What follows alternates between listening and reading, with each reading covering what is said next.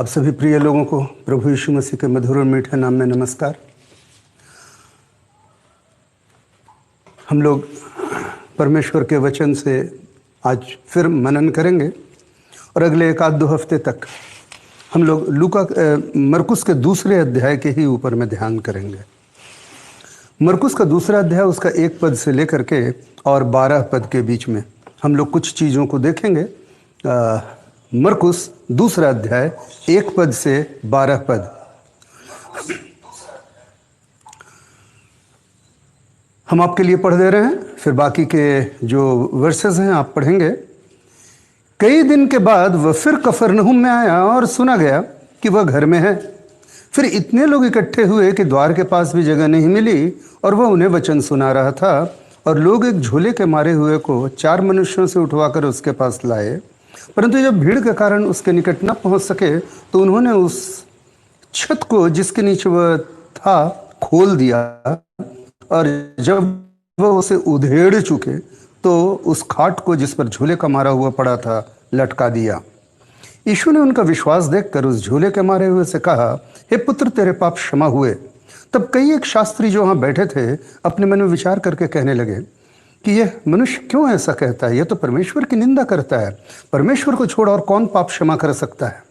यीशु ने तुरंत अपनी आत्मा में जान लिया कि वे अपने मन में ऐसा विचार कर रहे हैं, और उसने कहा, तुम अपने मन में यह विचार क्यों कर रहे हो?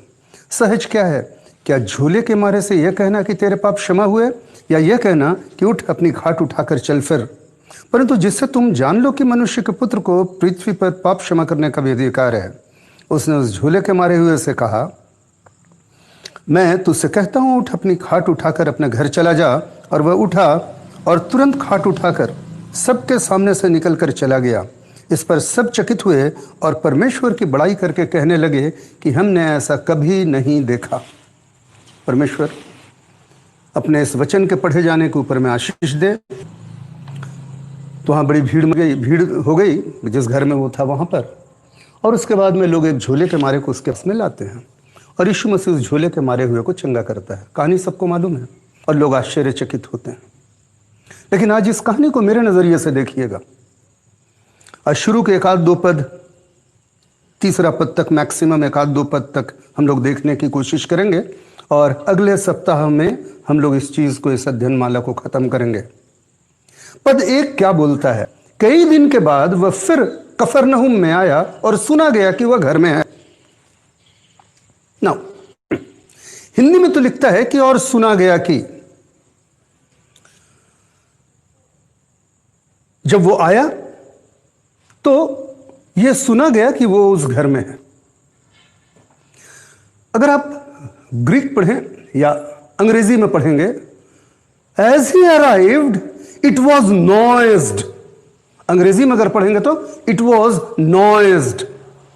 मानो पूरे शहर में एक चर्चा मच गई, धूम मच गई, एक कोलाहल मच गया। वातावरण जो है ना, उसमें एक किस्म का परिवर्तन आ गया। यीशु मसीह पहुंचा वहां कफरनहूम में और चारों तरफ चर्चा का बाजार गर्म है। मेरे प्यारों, यीशु मसीह जहां जाता है, जहां पहुंच जाता है, वहां पर चर्चा मच जाती है, वहां धूम मच जाता है, वातावरण बदल जाता है। As he arrived, it was noised that he is in. ये गूंजने लग गया बात चारों तरफ, वातावरण में उथल पुथल, चर्चा। मेरे प्यारों, अगर आप प्रभु के लोग हैं तो प्रभु आपके जीवन माने से उथल पुथल और एक चर्चा होगी। और अगर आप प्रभु के जन हैं और प्रभु को अपने साथ लेकर के जाते हैं तो याद रखिएगा, आप जहां पहुंच जाएंगे ना, वहां एक उथल पुथल, एक चर्चा, एक वातावरण में परिवर्तन आ जाएगा, कोलाहल मच जाएगा, धूम मच जाएगा। अब शहर में प्रभु को लेकर के चलेंगे ना, आप आ जाएंगे और आपके साथ प्रभु है ना, तो वहां शहर में चारों तरफ चर्चा होने लग जाएगा कि मसीह इनके साथ है। प्रभु कहीं पर पहुंच जाए ना, तो उस जगह पे शांत वातावरण बने, वो बिना चर्चा के नहीं हो सकता है, इतना गुपचुप नहीं रहेगा। अब जहां जाते हैं, अब जहां रहते हैं, अब जहां काम करते हैं, जानते हैं क्या होता है वहां पर? वहां चर्चा का बाजार गर्म हो जाता है। चारों तरफ में चर्चा होता है, कोलाहल मचता है, धूम मचता है।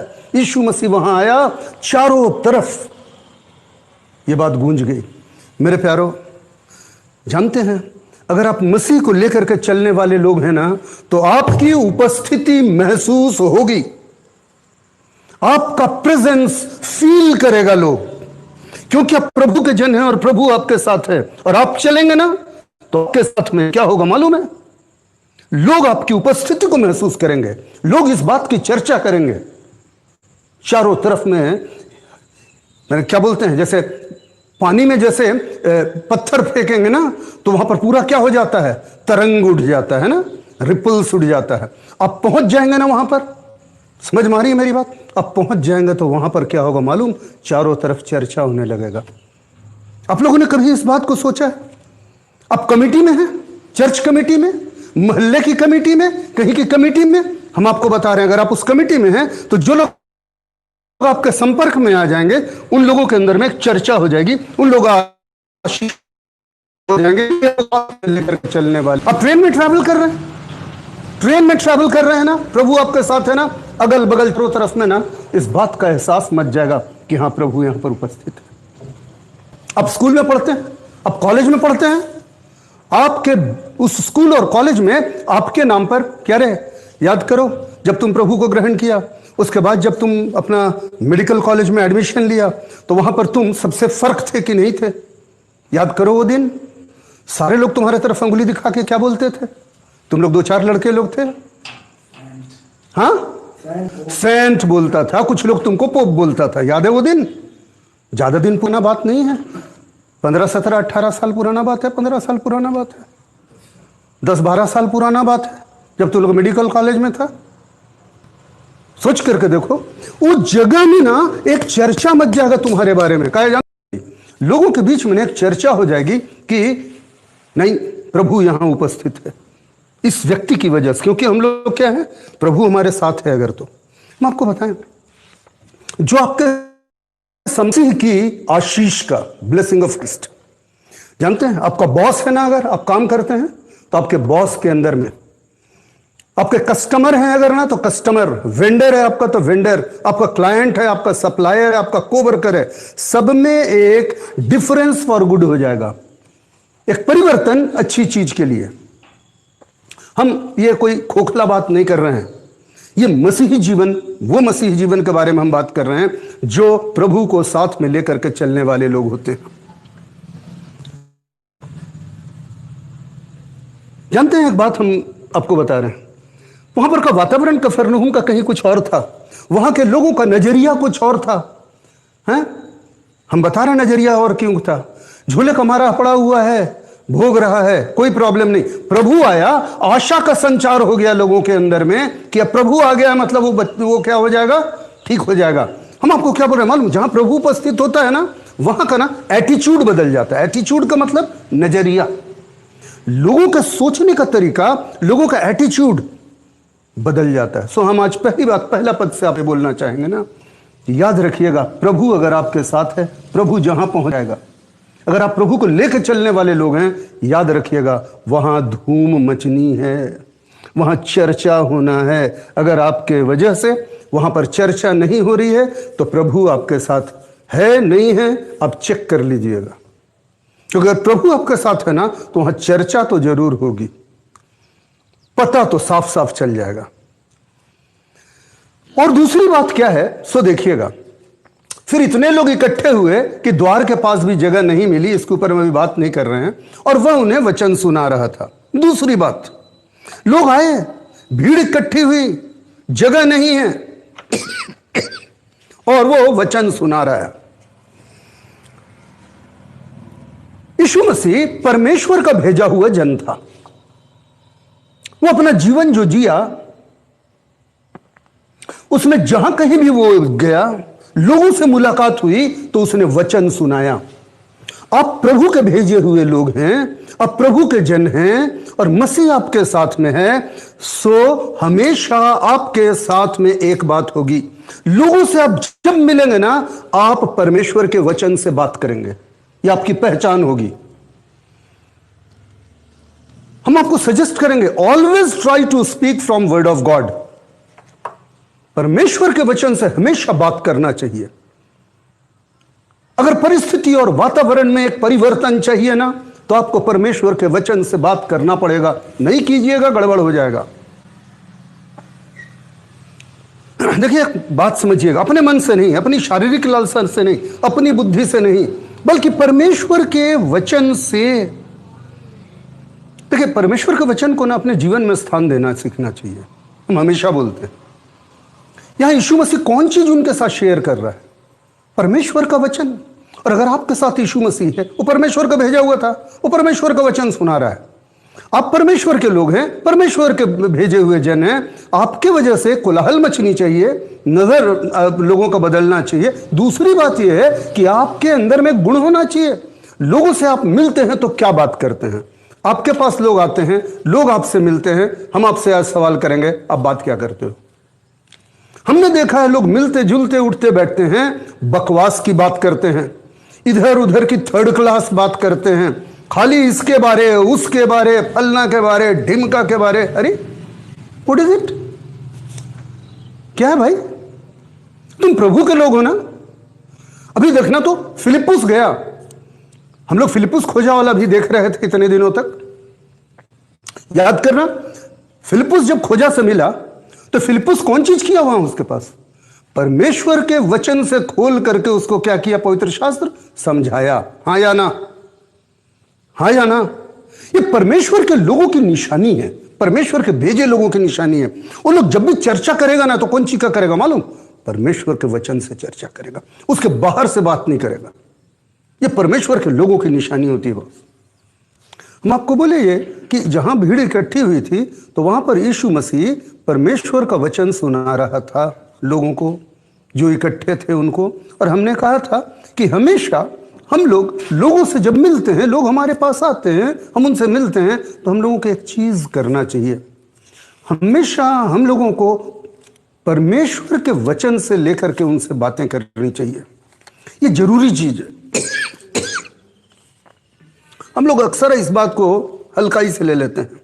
और हम आपको बोल रहे थे कि हम लोग मिलते जुलते हैं तो क्या चीज के बारे में बात करते हैं। हम आपको यह भी बोल रहे थे कि परमेश्वर के वचन को अपने जीवन में स्थान देना सीखिए, क्योंकि परमेश्वर जो है वो अपने वचन को अपने नाम से ज्यादा महत्व दिया है। भजन 138 के 2 में हम लोगों ने ये चीज देखा था। देखिए, हम एक बात आपको समझाना चाहते हैं, रेफरेंस नोट कर लीजिए। यूहन्ना का पहला अध्याय का 1 पद और 14 पद को आप देखेंगे। यूहन्ना का पहला अध्याय के 1 पद में क्या लिखता है? आदि में वचन था और वचन परमेश्वर के साथ था और वचन परमेश्वर था। ठीक है? यानी परमेश्वर की तुलना और वचन की तुलना एक दूसरे के साथ की गई है ना? 14 पद में क्या लिखता है? यूहन्ना का पहला अध्याय का 14 पद में, वचन देहधारी हुआ। यीशु मसीह की तुलना किससे किया गया है? परमेश्वर का वचन से। यूहन्ना का 6 अध्याय का 63 पद में क्या बोलता है? वचन क्या है? आत्मा है और जीवन है। यूहन्ना का 6 अध्याय का 63 पद में अगर आप देखेंगे तो, मेरे प्यारो, अगर बाइबल में वचन को परमेश्वर से, पुत्र प्रभु यीशु मसीह से, परमेश्वर पिता, परमेश्वर पुत्र, पवित्र आत्मा से तुलना किया गया है, तो वचन का महत्व बहुत ज्यादा है। तो हम लोग शेयर क्या करते हैं लोगों के साथ में? सवाल यह पैदा होता है, कोई कारण से हम बोल रहे हैं। देखिए, कारण क्या है हम बताते हैं। अगर आप पहला पत्रस देखिएगा 1 अध्याय 23 पद को, पहला पत्रस 1 अध्याय 23 पद निकालिए। हम पढ़ दे रहे हैं। क्योंकि तुमने नाशमान नहीं पर अविनाशी बीज से परमेश्वर के जीवते और सदा ठहरने वाले वचन के द्वारा नया जन्म पाया है। मेरे प्यारों, जब परमेश्वर का वचन उनके बीच में आप डालेंगे ना, उनको नया जन्म मिलेगा। इसलिए हम बोल रहे हैं, आप परमेश्वर के वचन से उन लोगों के साथ में बात करना सीखिए। आप परमेश्वर के वचन से उनसे बात करेंगे और लोगों को नया जन्म मिलेगा। अब समझिए इस बात को, और आप इस चीज का जरिया बनेंगे। लेकिन आपको आदत होनी चाहिए लोगों के साथ में परमेश्वर का वचन शेयर करने के लिए। इब्रानी 4 का 12 में क्या लिखा है? पढ़ दीजिए। इब्रानियों की पत्री 4 अध्याय 12 पद। इब्रानियों की पत्री 4 अध्याय 12 पद। बाइबल लेकर रेडी रखिए। इब्रानियों की पत्री 4 अध्याय और 12 पद।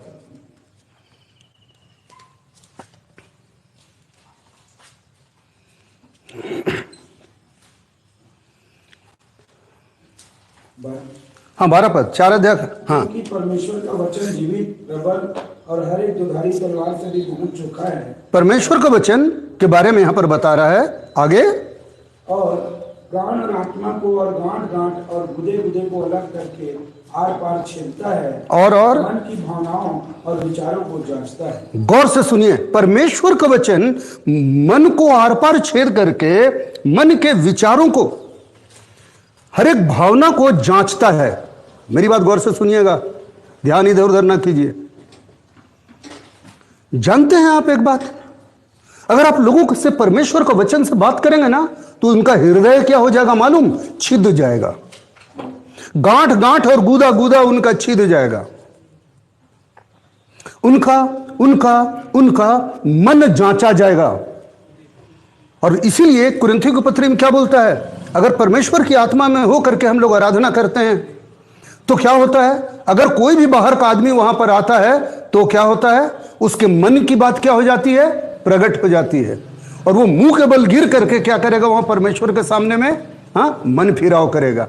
तो मेरे कहने का यहां पर यह मतलब है कि अगर आप इस बात को समझ लें कि हम लोग परमेश्वर का वचन शेयर करेंगे तो अब फायदा क्या होगा ना, लोगों के मन जांचे जाएंगे और लोगों का मन जांचा जाएगा और लोग क्या पाएंगे? नया जन्म पाएंगे। कितनी बड़ी बात होगी। यूहन्ना 15:3 में क्या लिखा है? पढ़िए तो, यूहन्ना 15:3 में।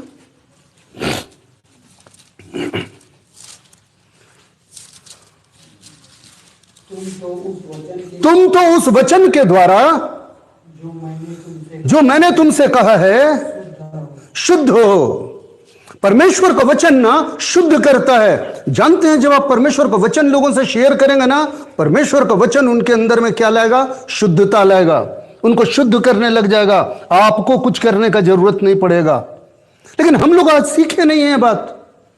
हम लोग परमेश्वर का वचन का शेयर करने में ना हम लोग बहुत कोताही बरतते हैं। परमेश्वर का वचन अगर हम लोग शेयर करें तो लोगों को नया जन्म मिलेगा। उनका गांठ गांठ और गूदा गूदा छेदा जाएगा। मन और हृदय का भावना छेदा जाएगा और वो मन फिराएंगे और साथ में उनका क्या होगा? वो शुद्ध किए जाएंगे। मत्ती 4:4 में क्या लिखा है? देखो तो, मत्ती रचित समाचार 4 अध्याय 4 पद में क्या लिखता है? बंद कब करना है हमको बता देना। हाँ, यीशु ने उनको उत्तर दिया, लिखा है मनुष्य केवल रोटी ही से नहीं, मनुष्य केवल रोटी ही से नहीं परंतु हर एक वचन से जो परमेश्वर के मुख से निकलता है जीवित रहेगा। यानी परमेश्वर का वचन क्या देता है? जीवन देता है। गौर से सुनना, अगर परमेश्वर का वचन तुम शेयर करोगे लोगों के साथ में तो क्या होगा जानते हो? उनको जीवन मिलेगा। वो लोग केवल रोटी के पीछे नहीं भागेगा और वो लोग जीवन पाएगा। हम लोग आज अपना जीवन को जांचना चाहिए। हम लोगों का ये चलन में आना चाहिए, माने नेचर में आना चाहिए कि हम लोग लोगों के साथ में परमेश्वर का वचन शेयर किया करें। उन लोगों को जीवन मिलेगा इससे। भजन 107:20 में क्या लिखा है? भजन 107:20 में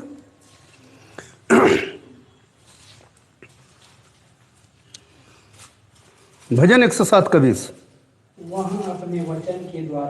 अपने वचन के द्वारा उनको चंगा करता है। बस करो, अगर आप उनसे वचन शेयर करेंगे ना तो वो लोग क्या हो जाएंगे? चंगे हो जाएंगे। आपको चंगाई प्रार्थना करने का भी जरूरत नहीं पड़ेगा। वो वचन सुनते सुनते चंगे होंगे। आपको परमेश्वर का वचन शेयर करने का जरूरत है उन लोगों के साथ में। और यही चीज हम सिखाने मांग रहे हैं। इसलिए हम बोले, इस झोले के मारे हुए व्यक्ति के बारे में आप लोग समझते हैं, बहुत प्रचार सुने होंगे। हमने कहा एक बार मेरे नजरिए से देखिए, यहां पर भी चंगाई हुई है जहां पर यीशु मसीह वचन सुना रहा है। हमने कहा था पहली बात उसकी उपस्थिति, दूसरी बात उसके वचन की उपस्थिति। पहला पद में यीशु मसीह की उपस्थिति है, दूसरे पद में यीशु मसीह के वचन की उपस्थिति है। यह जरूरी चीज है। क्या हमारे जीवन में प्रभु है? अगर प्रभु हमारे जीवन में है तो यीशु की उपस्थिति हम लेके चलेंगे और उसके वचन को लोगों के साथ में क्या करेंगे? हम लोग बांटेंगे। हम बोलना चाह रहे थे चंगाई के लिए, या भजन 119 और उसके 105 में क्या लिखता है? भजन 119 का 105 में सबको रटा हुआ है, तेरा वचन मेरे पांव के लिए दीपक और मेरे मार्ग के लिए उजियाला है। दो बुनियादी चीज। नंबर एक बात, पहली बात है, जिसके जीवन में अंधियाला है ना, उसके जीवन में प्रकाश आ जाएगा। उत्पत्ति का पहला अध्याय आप जब देखोगे, शैतान की वजह से जब सब तहस नहस हुआ, उसके बाद में चारों तरफ क्या छा गया था? अंधेरा। और परमेश्वर ने इस नई सृष्टि की रचना की तो उसने फिर से क्या किया? प्रकाश को, उस रोशनी को, परमेश्वर का जो अगम्य प्रकाश है, उस चीज को फिर से लाने की कोशिश किया। और परमेश्वर का वचन के बारे में क्या लिखता है? परमेश्वर का वचन क्या करता है? लोगों के जीवन में प्रकाश लाता है। यानी जीवन में जो अंधियाला है, उस अंधियाले को क्या कर देता है? वो वचन चीर देता है और वहां पर क्या कर देता है? उजियाला। सुनिए मेरी बात, ऐसे अंधियाला रहता है ना, आप स्विच दबा देते हैं, बल्ब एक जल जाता है, मैचिस से कैंडल जला देते हैं और वहां पर लाइट आ जाता है और अंधियाला अपने आप क्या हो जाता है? गायब। यही चीज आप वचन सुना देंगे ना उसको, तो उसके जीवन में यही हो जाएगा। उसके जीवन में जो अंधियाला है ना, उसको आप किस में ला देंगे? उजियाले में ला देंगे। इसलिए जरूरी है, हम लोग का नेचर में होना चाहिए। हमारे साथ में पहली बात है प्रभु की उपस्थिति, और दूसरी बात क्या हम बोल रहे हैं? वचन की उपस्थिति। लोगों के साथ शेयर करना सीखिए। और दूसरी बात वहां पर क्या जानते हैं? बोलता मार्ग के लिए, हमारे मार्ग के लिए, यही बोला है ना, मार्ग के लिए का मतलब मसीही जीवन में चलने के लिए ये वचन क्या करता है? सहायता करता है।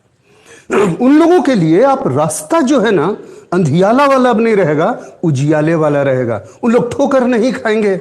इसलिए बोल रहे हैं उनके साथ वचन शेयर कीजिए, सीखिए। तो हम कुछ एग्जाम्पल दिए, हम सब नहीं दे रहे हैं, ये अलग सब्जेक्ट है परमेश्वर के वचन का महत्व।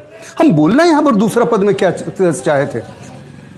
मरकुस का सुसमाचार दूसरा अध्याय और उसका दूसरा पद में, कि वहां पर जब भीड़ इकट्ठी हो गई तो यीशु मसीह उनको क्या कर रहा था? तो वचन सुना रहा था। ये लोगों के जीवन के लिए प्रकाश का कारण होता है। तो हम ये आपको कहना चाह रहे थे कि अगर बन पड़े आप तो ये कीजिएगा, लेकिन एक क्वेश्चन, परमेश्वर का वचन गौर से सुनना। हम लोग वचन सुनाने के समय में गलती करते हैं, हम लोग अपना बुद्धि लगा लेते हैं, अपनी डिक्शनरी और कमेंट्री शुरू कर देते हैं, यहां से वहां से टिप के टाप करके हम लोग प्रचार करने लग जाते हैं। प्रचार कैसा होना चाहिए? क्या आप वचन सुनाएंगे उनको? कौन सा वचन सुनाएंगे? आइए मेरे साथ में पहला कुरिन्थ का 15 अध्याय निकालिए और एक चीज सीखिए। पहला कुरिन्थ उसका 15 अध्याय निकालिए और एक चीज सीखिए।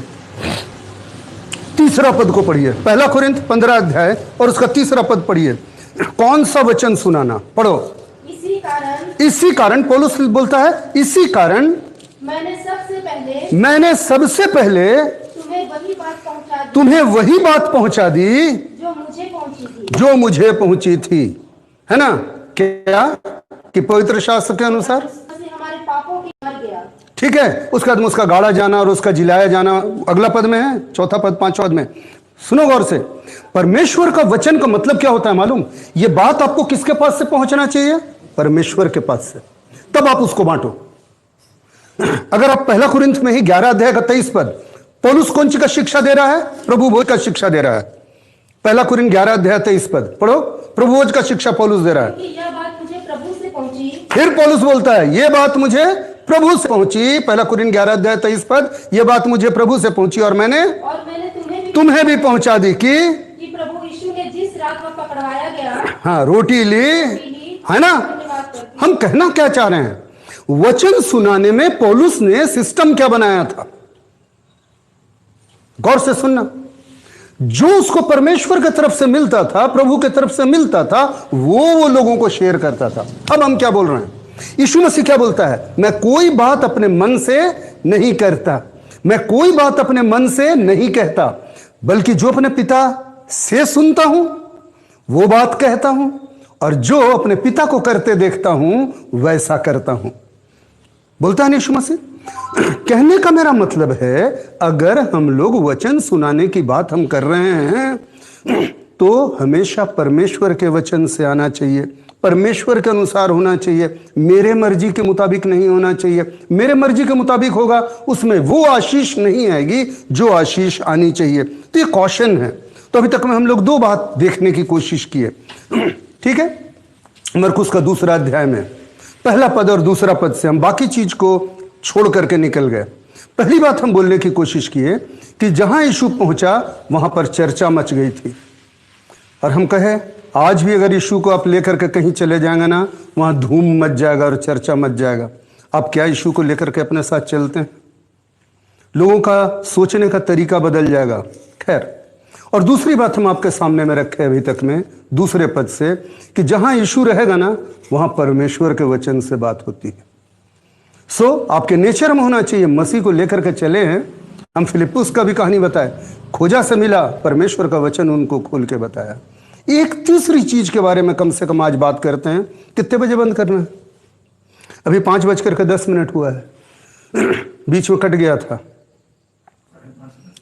हाँ, देखते हैं अगर हम छुएंगे उसको तो उस चीज को कम से कम तीसरा पद को हम थोड़ा सा बात, तीसरा पद का पूरा नहीं, तीसरा पद का थोड़ा सा बात करते हैं।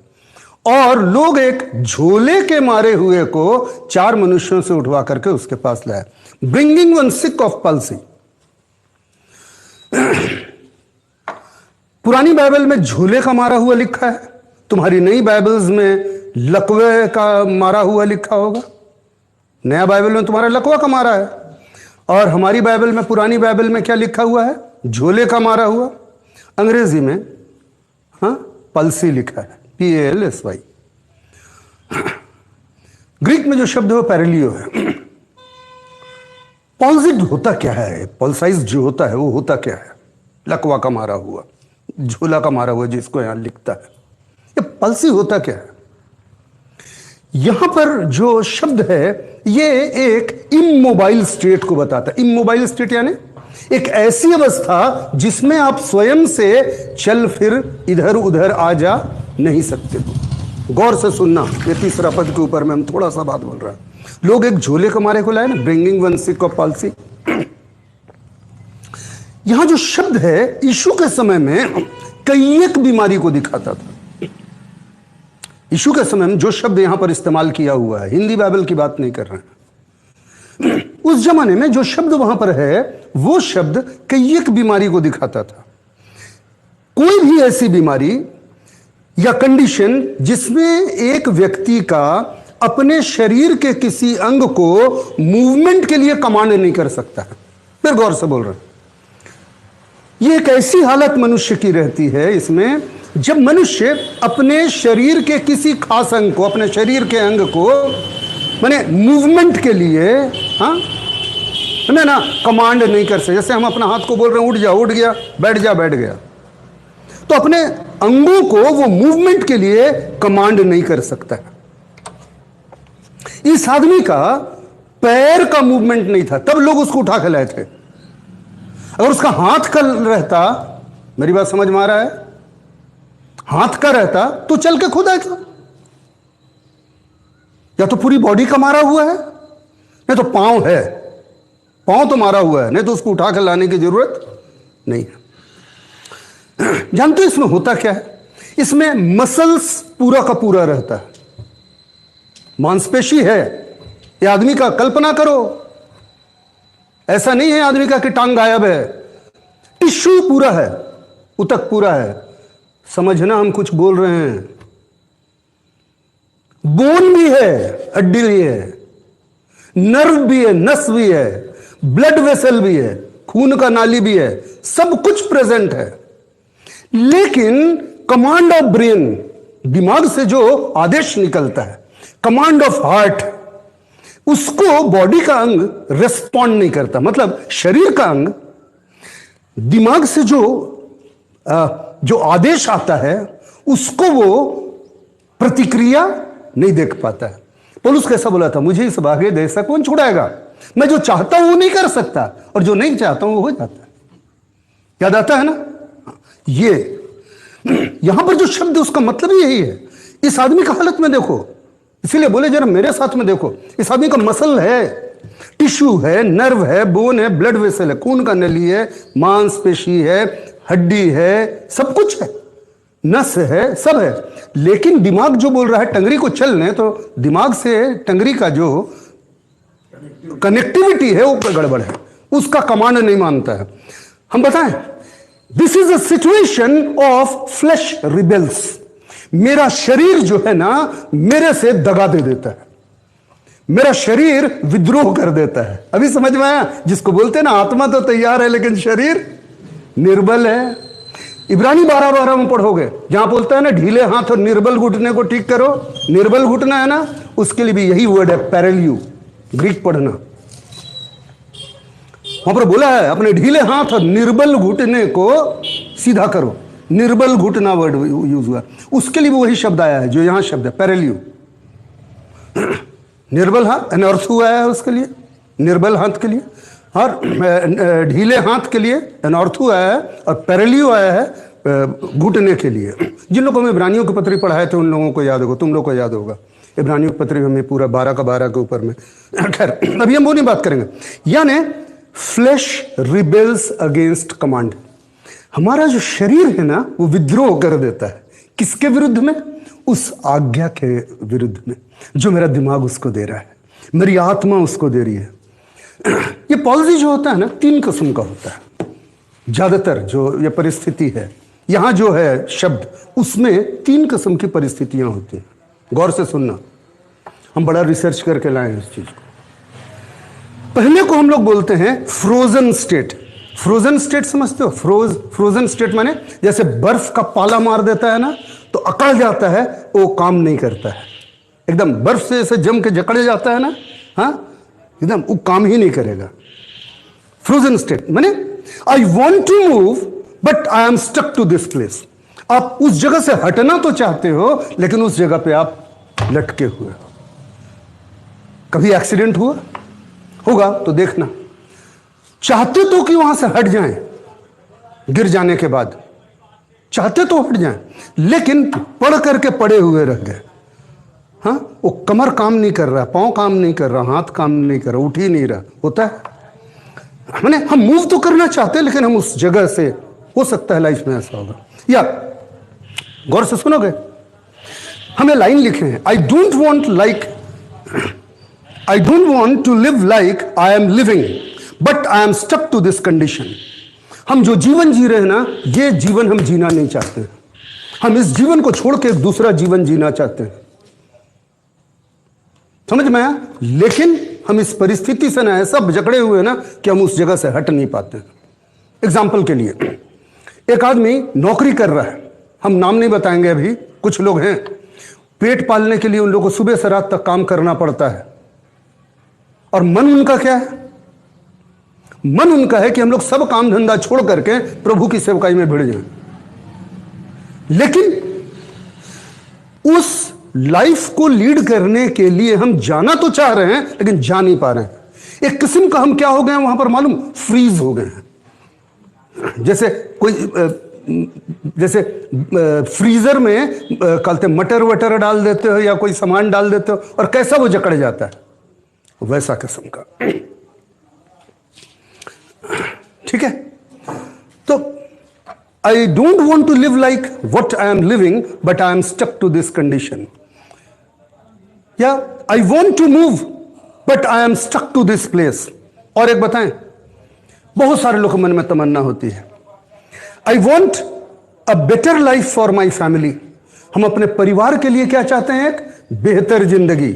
But I can't seem to make it happen. लेकिन मेरे जिंदगी में हम ये कर नहीं पा रहे हैं। कुछ ना कुछ चीजें, कुछ ना कुछ परिस्थितियां हमको तकलीफ में डाल देती हैं। यही प्रॉब्लम है। इसको बोलते हैं फ्रोजन स्टेट, जहां पर कि हम चाहते तो हैं लेकिन वो काम को कर नहीं पाते हैं। और वो अच्छी चीज है, अच्छी चीज है, लेकिन आप के जीवन में ऐसा होता है कि आप चाह के मूव नहीं कर पाते। अब दूसरों को आप देखिए, दूसरे सारे फ्रीली मूव कर रहे हैं और हम एक ठो हैं जो कि लटके हुए। समझ मारा? बाकी सारे लोग स्वतंत्र रूप से मूव कर रहे हैं, फ्रीली मूव कर रहे हैं। लेकिन हम वहां पर लटके हुए। कभी हुआ है ऐसा परिस्थिति में हो? हमें सब परिस्थिति का अनुभव किए, इसलिए सब शेयर कर सकते हैं। सही बता रहे हैं, होता है। सब लोग फ्रीली मूव कर रहा है, एक हम ही उस जकड़न में है। यानी आपके पास में जो आवश्यक शारीरिक, फिजिकल, मेंटल, इमोशनल एट्रीब्यूट चाहिए ना, वो सब है, सब कुछ है। लेकिन फिर भी आपके जिंदगी में वो परिवर्तन नहीं है, आपके जिंदगी में वो मूवमेंट नहीं है। एग्जाम्पल के लिए बोलने को, तुम इलेक्ट्रॉनिक इंजीनियर हो, तो बहुत सारे लोग जो है अरबपति करोड़पति घूम रहे हैं, उससे तुम ज्यादा क्वालिफाइड हो। लेकिन अभी समझ में आ रहा हम बताना क्या मांग रहे हैं? हमारे पास में वो एबिलिटी है, सब कुछ होने के बावजूद भी ना कुछ अलग ऐसी बात हो जाती है, वी फ्रीज, हमारा फ्रोजन स्टेट हो जाता है। तुम गौर से सुनना, हम ये जो संदेश आज का दे रहे हैं सिर्फ समझदार ही समझ पाएगा।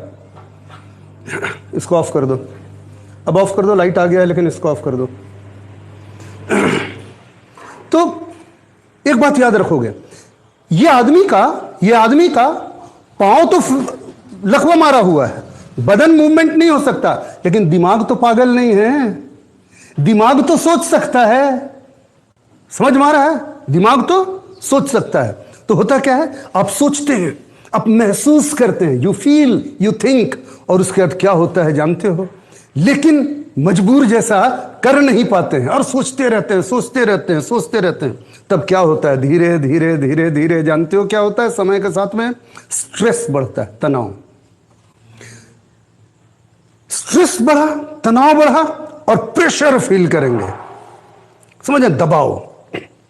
और तब क्या होता है? अंदर में एक किस्म का गुस्सा, चिड़चिड़ाहट, झल्लाहट, ये नेचर में आ जाता है।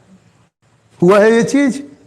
है बेमाने में मतलब का चिड़चिड़ा जाते हैं, जो बात पे गुस्सा नहीं करना वो बात पे भी गुस्सा हो जाते हैं। होता है क्या हुआ है? वो एक किस्म का टेंशन है, एक किस्म का क्या है, स्ट्रेस है, एक किस्म का प्रेशर है, तनाव है। तो अंदर में एक किस्म का झलझलाहट, चिड़चिड़ाहट, एक किस्म का गुस्सा, और ये लगातार होता रहता है। काहे? हम तो मूव करना चाहते हैं, मूव नहीं कर सकते, टांग तो है, चल नहीं सकते। बात समझ में अब आ रहा है ना? और दिमाग तो काम कर रहा है, तो धीरे धीरे उस चीज में ना घुटन जो होता है ना, घुटते आपको जानते हैं, गुस्सा और झल्लाहट आपको धीरे धीरे ना कड़वा बना देता है, कटु, बिटर। आपका स्वभाव में ऐसा आ जाता है ना, कैसे बताएंगे, ऐसे छन्न से एकदम, मैंने कि जैसे कि गर्म तवा रहता है ना, पानी का छींटा नहीं मारा तो चढ़ करेगा ना। अंग्रेजी में इसको हम लोग बोलते हैं हाई स्ट्रंग। हाई स्ट्रंग क्या होता है? सो सुनो गौर से, मूवमेंट मत किया करो। हाई स्ट्रंग का मतलब क्या होता है? हम भटक जाते हैं ना। आप लोग में से म्यूजिशियन अगर कोई होता तो समझता, गिटार का तार को या सितार का तार को खूब टाइट करो, खूब टाइट। उसके बाद क्या है जानते हो? अब अगर उसको फूंक भी मारोगे ना, हाँ, तो उससे आवाज निकल जाएगा। उसको स्ट्राइक करने का जरूरत नहीं है, फूंक भी मारोगे ना तो आवाज निकल जाएगा। और हाँ, समझ में आ रहा है ना, उसमें अपने आप कंपन होगा। तुम समझ सकते हो, बहुत फिजिक्स पढ़े हो, हम क्या बोलना चाह रहे हैं। और एक लिमिट के बियॉन्ड अगर हुआ ना तो टूट जाएगा। और यही हम लोग की जिंदगी का हालत होता है, जानते हो? ये तो बिटरनेस, ये कड़वाहट रहता है। अंत में ये कौन चीज को पैदा करता है मालूम? वियरीनेस बोलते हैं। वियरीनेस को ऐसे लोग बोलते हैं, तुम्हारे गूगल जो है वो बोलती है थकावट। समझ में आया? वियरीनेस हम बोल रहे हैं, तुम लोग थकावट बोलते हो, एग्जॉशन, फटीग, लैसिट्यूड या डिप्लीशन। हम सब शब्द अंग्रेजी में बोले, आप लोग उसको थकावट बोलते हो, लेकिन हम वेबस्टर डिक्शनरी से हिंदी तर्जुमा करके तुमको बता रहे हैं वियरीनेस का एक्चुअल मतलब क्या होता है। थकान की एक ऐसी अवस्था ना, थकान की एक ऐसी अवस्था जिसमें कोई भी चीज आपको एक्साइट नहीं करेगा, कोई भी चीज आपको उत्साहित नहीं करेगा। मैंने पस्त हो गए थक करके, जिसको नहीं बोलते वेरीनेस, एक ऐसी हालत रहती है, हो जाती है ना कि कोई भी चीज तुमको उत्साहित नहीं करेगा। अरे किसी भी चीज में तुमको आनंद ही नहीं आएगा, कोई भी चीज तुमको एक्साइट नहीं करेगा, उत्साहित नहीं करेगा। अरे आप नम्ब हो जाते हो। नम्ब होना समझते हो? हाँ हाँ, नम्ब होना समझ में आता है ना, जैसे सुन्न पड़ जाना। हाँ, एकदम स्लो नहीं, नम्ब हो जाने को तो क्या बोलोगे? सुन, जैसे तुम लोग दांत का जो तब इंजेक्शन दे देते हो तो होता वहां पर क्या है? हाँ, एनेस्थीसिया वगैरह दे देते हो, उसका नम्ब पड़ जाता है। हम समझाने की कोशिश कर रहे हैं, और लास्ट स्टेज में जाकर के क्या होता है मालूम? अपना से विश्वास उठ जाता है, फिर परमेश्वर से विश्वास उठ जाता है। नहीं समझ में? आदमी हतोत्साहित हो जाता है। हतोत्साहित समझते हो ना? इस हालत में आ जाता है ना, कोई उत्साहित उसको अब नहीं कर सकता है। और तब क्या होता है? आत्मविश्वास खत्म हो जाता है, यहां तक कि परमेश्वर से भी विश्वास उठने लग जाता है। और ऐसी हालत में जानते हो क्या है? हम अंग्रेजी में एक लाइन लिखे हैं आपके लिए, if you are not liberated from this state you are going to be finished by and by. अगर आप इस हालत से छुटकारा नहीं पाए ना, तो धीरे धीरे करके ना आप खत्म हो जाएंगे, खत्म हो जाएंगे, जिंदा लाश। धीरे धीरे कुड़ते कुड़ते कुड़ते कुड़ते कुड़ते कुड़ते सत्यानाश हो जाएगा, अगर आप इस परिस्थिति से छुटकारा नहीं पाए तो। आप खत्म हो जाएंगे ग्रेजुअली, धीरे धीरे, एक सेकंड में नहीं होता है। बीपी और शुगर और फलना और ढिमका कौन चीज का बीमारी है? सबका जड़ और बुनियाद वहीं पर है। हम ऐसे ही इस सब्जेक्ट को नहीं उठाए हैं। मेंटली आपको ऐसा लगेगा ना कि आप एक ग्लूमी प्रिजन में हैं।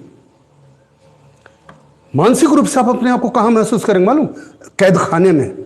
ग्लूमी प्रिजन बोलते हैं एक ऐसा कैद खाना जो डंजियन टाइप का है, माने तहखाना टाइप का। तहखाना, तहखाना, तहखाना समझते हो कि नहीं? वो अंधियाला से भरा हुआ एकदम, माने कि जिसमें बहुत ही मेलंकोली सिचुएशन है, ग्लूमी है, माने कैसे बोलते हैं, एकदम जैसे बोलते हैं नीरस, एकदम अजीब किस्म का वातावरण, जैसे बोलता है ना मुर्दनी छाया हुआ है, वैसा कैद खाना, काला पानी के सजा टाइप, वैसा टाइप का जिंदगी लगता है। और आदमी जानते हो धीरे धीरे अपने अंदर में क्या हो जाता है? अपने शेल के अंदर में सिकुड़ जाता है, अपने अंदर में ही सिकुड़ जाता है आदमी। ये पहला था, इसको हम बोलते हैं फ्रोजन स्टेट। इस अवस्था में क्या होता है? आपका शरीर का अंग को आप आज्ञा देते हैं, लेकिन अंग हिलता तक नहीं है। अपने जीवन की परिस्थिति को आप आज्ञा देते हैं, वो हिलता तक नहीं है। ये पहला है फ्रोजन स्टेट। पॉलिसी का एक दूसरा सिचुएशन होता है, इसमें क्या होता है मालूम? इसमें स्पैस्टिक मोशन होता है। स्पैस्टिक मोशन में क्या होता है? आज्ञा देने से मूवमेंट तो होगा, लेकिन वो कंट्रोल नहीं होगा उसमें। कैसे बोलेंगे? स्पैस्टिक मूवमेंट जो होता है ना, माने आदमी मूवमेंट को कंट्रोल एंड कोऑर्डिनेट नहीं कर सकता। हम हिंदी बोल रहे हैं। आदमी उस मूवमेंट को, मूवमेंट होगा, हम हाथ को ऑर्डर देंगे ना तो मूवमेंट होगा, लेकिन मूवमेंट कंट्रोल में नहीं रहेगा, मूवमेंट का कोऑर्डिनेशन नहीं होगा। समझ में आ रहा? हम एग्जांपल दे रहे हैं। ऐसे मेरे ये यहां की हालत जो है, तो ग्लास अगर हम पकड़ने जाएंगे, नहीं समझ में आ रहा, तो ग्लास को होल्ड नहीं कर सकते ज्यादा। नहीं समझ में नहीं आ रहा है, वो नंब पड़ गया है ना। तो नंब पड़ गया है तो होता क्या? तुम देखे होगे बहुत सारे लोगों के साथ में, पानी ग्लास उठाएगा और हाथ कांपेगा, या थोड़ा देर तक अगर ऐसे करके रखा तो उसके हाथ से गिर जाएगा, या पकड़ने के लिए यहां जा रहा है, नहीं समझ में आ रहा, हाँ, और पकड़ाएगा यहां पर। गौर कियो? समझ रहे हो? इसको बोलते हैं स्पैस्टिक कंडीशन, स्पैस्टिक मोशन। यानी आदमी मूवमेंट को नियंत्रित नहीं कर सकता है। मूवमेंट को आदमी, लिम्ब मूवमेंट होगा, लेकिन उसको ना कोऑर्डिनेट नहीं कर सकता, समन्वय नहीं कर सकता है। जैसे हम बताए ना, ग्लास होल्ड करने जा रहे तो होल्ड करके नहीं रखेंगे। अब बोलोगे क्या क्या बोल रहे हैं सर? हम बता रहे हैं। जैसे अब जीवन का लकवा देखते हो, ये स्पैस्टिक वाला देखो, है ना। You can not hold a job. एक नौकरी पकड़ोगे छोड़ दोगे, दूसरा नौकरी पकड़ोगे छोड़ दोगे, तीसरा पकड़ोगे छोड़ दोगे, चौथा पकड़ोगे छोड़ दोगे। You can not hold a job, तुम जॉब होपर बन के रह जाओगे। अभी समझ में आ रहा हम क्या बोलना चाह रहे हैं? वो होल्ड करके नहीं रखा जा सकता, पकड़ करके नहीं रखा जा सकता। हम बता रहे you can not hold a relationship. संबंध तो बना लिया, संबंध बना फटाक से, उसके बाद वो संबंध को बरकरार रखना, संबंध को पकड़े रहना, एक संबंध बना है ना जी, लाइफ लॉन्ग मेंटेन करना है। You can not hold a relationship, संबंधों को भी तुम पकड़ के नहीं रख सको। ये लकवा हम बता रहे हैं, होल्ड नहीं कर सकोगे, उसको कंट्रोल नहीं कर सकोगे। कैसा लग रहा है? झूले का मारा हुआ। You can not hold on to finances. हम 2-4 एग्जाम्पल दे रहे हैं। अपना रुपया कैसा, कौड़ी पैसा वैसा का धंधा में देखो, you can not hold it, control नहीं है उसके ऊपर। तुम्हारी परिस्थिति, तुम्हारा बच्चा को पर तुम्हारा कंट्रोल नहीं है। समय आने दो सर, सब देखोगे, एक एक चीज देखोगे। You cannot keep the word. अब जो जबान दिया, जबान को बरकरार नहीं रख सकोगे। You cannot control your tongue. जैसे जबान लड़खड़ाता है, यहां पर अगर नम हो जाएगा जीभ ना, तो जबान बोलता कुछ है तो थोड़ाता है, साफ साफ नहीं होता। Are you getting my point? बोलता कुछ है, बुलाता कुछ है। You cannot keep your promise, promise को भी।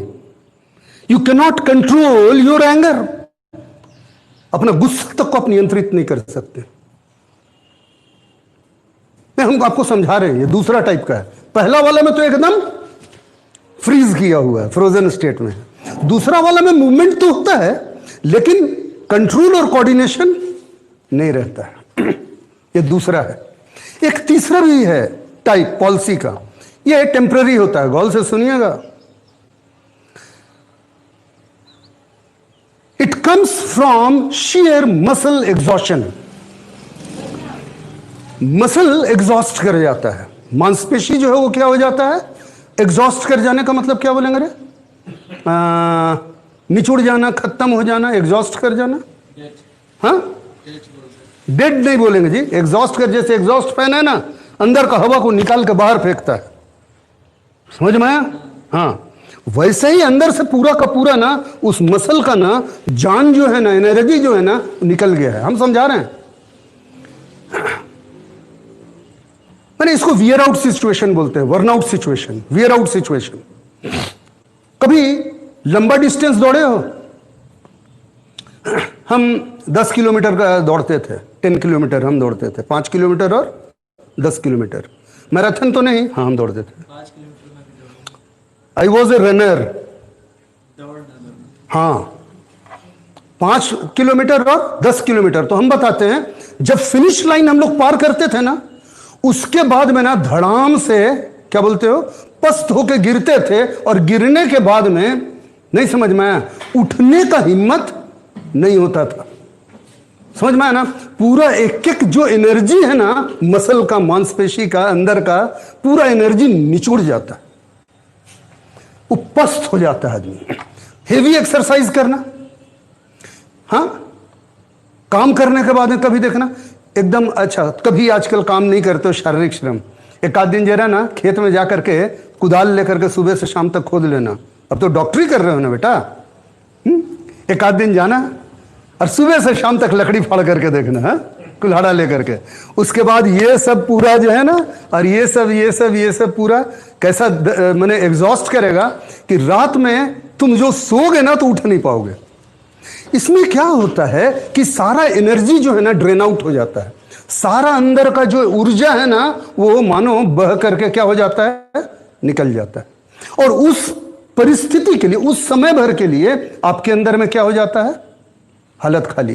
शरीर में तो क्या है कि फिर धीरे धीरे आप खाएंगे पिएंगे, और क्या हो जाएगा, खाने पीने के बाद में फिर एनर्जी आ जाएगा शरीर में, लेकिन धीरे धीरे आता है। लेकिन अब हम जिंदगी के बारे में बोल रहे हैं।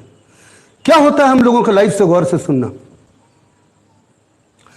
बहुत दफे ऐसा होता है कि हमारे इर्द गिर्द की जो चीज है ना, चाहे हमारे रिश्ते नाते हैं, घर परिवार है, मेरी परिस्थितियां हैं, हर चीज ना मेरे अंदर से ना निचोड़ते चली जाती है। They take out from our cells, they draw out from our cells, और निचोड़ते चल जाते हैं, वो लेते चले जाते हैं। हेलो, समझ में आता है? और हमारे अंदर में क्या आते जाता है? धीरे धीरे धीरे धीरे वो ड्रेन आउट हो रहा है, खोखलापन। और ये हालत हो जाती है ना कि फिर हम हिल नहीं पाते। जानते हैं आपका सॉल्यूशन कहां है? आपको एक फ्रेश रिसोर्स की जरूरत है, एक नया ताजा संसाधन का या सोता का जरूरत है, जहां से आपको फिर से कहां क्या मिले? एनर्जी मिले। कैसा वाला सोता मालूम है? जो कॉन्टिन्यूअस हो, लगातार हो। अगर आपके पास में प्रभु नाम का वो बहता सोता हो, वो बोलता है ना, जो यहोवा के ऊपर भरोसा रखते हैं वे बल के उकाब की नाई उड़ेंगे, वो बल पर बल प्राप्त करेंगे। कहने का मतलब क्या है? हम लोग लगातार जो सोर्स ऑफ एनर्जी है ना, उससे जुड़े रहते हैं ना, तो हम लोगों को तीसरा वाला भी नहीं होगा। क्योंकि हमारा इधर से अगर खाली हो रहा है ना, तो उधर से परमेश्वर क्या करेगा? भरता रहेगा। समझ में आया? नहीं तो टंकी में अगर तुम पानी भर रहे हो, मेरी बात गौर से सुनना, इस तरफ से पानी चढ़ा रहे हो, उधर से सारा का सारा नल खोल दो, सारा घर का पूरा नल खोल दो, क्या होगा? टंकी में पानी जाने के बाद भी टंकी खाली रहेगा। बात समझ में आ रहा है ना? हम लोग का लाइफ बहुत दफे ऐसा होता है, एवरीवन ड्रॉज आउट, हर कोई हमसे लेता ही है। हर रिश्ता, हर चीज का रिश्ता, घर तुम्हारा है, इसके साथ एक रिश्ता है, घर तुमसे लेता है। अभी हमको मेरा घर में मरम्मत करवाना है, लाखों का चक्कर है, नहीं समझ में आता है। साल में एक बार बड़ा सा घर को तुम अगर व्हाइट वॉश कराने की बात करो, पेंटिंग पॉलिश करने मांगो, कितने का गच्चा बैठता है? कार रखे हो, कार के साथ रिश्ता है, कितना मेंटेनेंस मांगता है, कितना ड्रॉ आउट करता है सर तुमसे? घर परिवार हर चीज तुमसे क्या करता है? क्यों, तुम बता रहे थे ना, पूरा कमाई जो है वो क्या हो जाता है? देना पड़ जाता है। कहने का मतलब हम क्या बोलना चाह रहे हैं? तब ऐसी हालत में क्या होता है? जैसे मसल्स से एनर्जी जाता है ना, वैसी किस्म का हम लकवा मारा हुआ पड़ जाते हैं, है कि एनर्जी बचता नहीं है। लाइकवाइज लाइफ में भी ऐसा होता है। हम क्या बोलना चाह रहे थे कि कॉन्टिन्यूस सोर्स ऑफ एनर्जी रहना चाहिए। दौड़ने के बाद में तो एनर्जी ड्रिंक पी लेते हो सर, लेकिन ये तो जिंदगी का दौड़ है और ये जिंदगी का लकवापन है। हम तीनों में आपको हालत समझाएं। तीन किस्म का होता है, फ्रोजन रहेंगे, मूवमेंट नहीं है। दूसरे वाले में मूवमेंट है, कंट्रोल नहीं है उस चीज के ऊपर, कोऑर्डिनेशन नहीं है। और तीसरे वाले में एग्जॉस्ट कर गया है। सब चीज ठीक है, लेकिन इतना उसमें से बह गया है, निकल गया है कि वो सारा का सारा क्या हो गया है? एग्जॉस्ट। देखो एक बात बोल करके अब खत्म करते हैं। सिकलग में अगर दाऊद की हालत देखो, पहला शमूएल का 30 अध्याय कितने लोग को याद है? पहला शमूएल का 30 अध्याय, पहला शमूएल का 30 अध्याय में सिकलग में हुआ क्या है? दाऊद के ऊपर में आक्रमण हुआ, उसका पूरा संपत्ति लूट लिया गया, उसका बीवी बच्चा सबको क्या किया गया? बंदी बना करके ले गए थे। याद है? नहीं याद है? अच्छा, 1 पद से 6 पद पढ़ो और हम खत्म करते हैं। पहला शमूएल 30 अध्याय 1 से 6 पद पढ़ो, हम आज के लिए खत्म करते हैं। बहुत देर हो गया। कितना देर हुआ? करीब 1 घंटा हो गया। 1 घंटा करीब हो गया। हाँ, हमको 6ठा पद विशेष रूप से चाहिए, ठीक है ना? 1 पद से पढ़ना शुरू कर, थोड़ा जोर से पढ़ो तो बेटा। तीसरे दिन हाँ। जब दाऊद अपने जनों समेत सिकलग पहुंचा, हाँ। तब उन्होंने क्या देखा?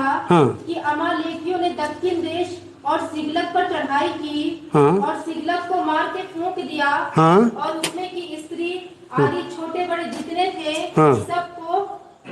सबको बंदी बना के ले गया। ले गए। उन्होंने किसी को मार तो नहीं डाला, परंतु सबों को लेकर अपना मार्ग लिया। ठीक है। हुआ क्या था? सिकलग जब दाऊद पहुंचा 3 दिन के बाद में, तो देखा कि वहां का सारा चीज को जला दिया गया है, और इंसान को और जानवर को मारा तो नहीं, उस सब को बंदी बना करके लेकर के अमालेकी लोग लेकर के चले गए हैं। आगे चलो। इसलिए जब दाऊद अपने जनों समेत हाँ। उस नगर में पहुंचा, हाँ। तब नगर तो हाँ। और स्त्रियां और बेटे बेटियां बंदी बनाकर ले जाए गए थे। समझ में आ रहा है? दाऊद जब वहां पहुंचा ना, सब जला पड़ा था, और जो औरतें थी और बच्चे थे सबको लोग बंदी बना करके ले गए थे। क्या हुआ आगे? तब दाऊद और वे लोग हाँ। जो उसके साथ थे हाँ। चिल्लाकर इतना रोए हाँ। कि फिर उनमें रोने की शक्ति ना रही। एग्जॉस्ट कर गया था, रोने की शक्ति तक नहीं रही थी। एक दाऊद बहुत संकट में पड़ गया, दाऊद बहुत संकट में पड़ गया, क्योंकि लोग अपने बेटे थे। हाँ। परंतु दाऊद ने वो छठा पद हालत में आ गया, वो लकवा मार दिया जैसे उसको। परंतु परमेश्वर यहोवा को दाव बांधा। यही आज हम आपको सजेशन देंगे। यहां पर भी जब झूले का मारा है तो लोगों ने, सारे ने मिल करके उसको, 4 लोग तो उठा के ले गए, लेकिन वहां पर क्या लिखा है? 4 मनुष्यों से उठवा कर उसके पास लाए। मतलब कि वो 4 आदमी नहीं थे। फिर से पढ़ो। और लोग एक झोले के मारे हुए को, हम तीसरा पद पढ़ रहे हैं, मरकुस 2:3, और लोग एक झोले के मारे हुए को 4 मनुष्यों से उठवाकर उसके पास ले आए। ये 4 आदमी तो उठा के लाने वाले थे, लेकिन लोग मिलकर के ये प्रयत्न किए थे, और भी लोग जुड़े थे, और लोगों ने झोले के मारे को उठा करके ले जाने के लिए कितने लोगों को चुना? 4 लोगों को चुना था। समझ में? केवल 4 नहीं थे, बाकी लोग भी मिले हुए थे। क्या हम ये बोलना चाहते हैं? और सब मिलकर के किस, आज भी हम आपको बोल रहे हैं, दाऊद को जब लकवे की हालत हो गई, वो रोने की ताकत भी नहीं बचा, हताश पड़ गया, निराश पड़ गया, लोग पत्थरवाह करने की हालत में आ गए, तो दाऊद परमेश्वर के पास गया। यहां पर भी लोग यीशु मसीह के पास गए और सॉल्यूशन मिला, उस चीज का इलाज हुआ, वो परिस्थिति बदल गई। आइए हम लोग प्रार्थना करें और बात की कोशिश करें। आंख बंद कीजिए। परमेश्वर, आज जो कुछ भी वचन लोगों के सामने रखा गया, प्रभु बुनियादी बात लोगों को समझने दे। जो कुछ भी वचन लोगों के सामने रखा गया, प्रभु बुनियादी बात लोगों को समझने दे कि जहां कहीं भी तेरी उपस्थिति होती है वहां एक चर्चा का माहौल, कोलाहल होता है, वहां पर वातावरण मिल जाता है, पानी में तरंग उठ जाती है। हे महान परमेश्वर, हमारे जीवनों में भी तरंग उत्पन्न कर, और हम जहां जाएं तुझे लेकर के, वहां पर भी हलचल, कोलाहल और तरंग उत्पन्न होने पाए। वो वातावरण वैसे ही नहीं रह जाए, परिस्थिति मूव करने लगे। महान परमेश्वर, हमारे जीवन में ऐसा है कि जब प्रभु सबसे लोगों से बात करता था तो वचन सुनाता था। महान परमेश्वर, हम जिनसे भी मिले, लोग जब हमारे साथ में हो, हम तेरे वचन को उनसे शेयर करने वाले बने, ताकि उन लोगों के जीवन में प्रकाश आए, उनके मन जांचे जाएं, उनको जीवन मिले, वो छुटकारा दे दे प्रभु जी। जो आत्मिक रूप से इस हालत में, अपने जीवन में शारीरिक रूप से इस हालत में है, मानसिक लकवा मार दिया है प्रभु जी, जिनका सामाजिक जीवन में लकवा मार दिया है, नमस्कार और धन्यवाद। इसके आगे की जारी रखेंगे और हम लोग कोशिश करें फिर से थोड़ी थोड़ी बात आपके लिए कुछ करने की कोशिश करें, और देखने का नजरिया एक अलग नजरिया हुआ। लोगों के साथ परमेश्वर के वचन को शेयर कीजिए, इस चैनल को शेयर कीजिए लोगों के साथ में, लोगों को सब्सक्राइब करने बोलिए। परमेश्वर आप में प्रत्येक को आशीष दे। आमीन।